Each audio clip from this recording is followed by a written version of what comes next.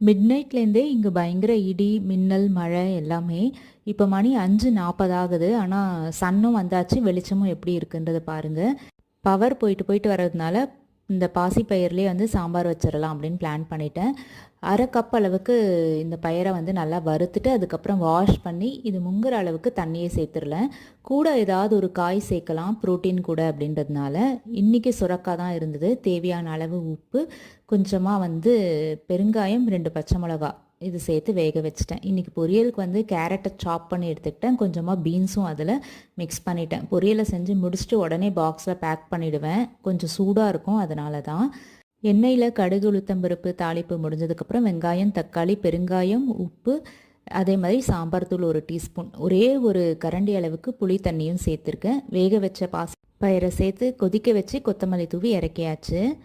Breakfast ஷார்ட்ஸும் பார்த்துருப்பீங்க. நாளைக்கு பார்க்கலாம்.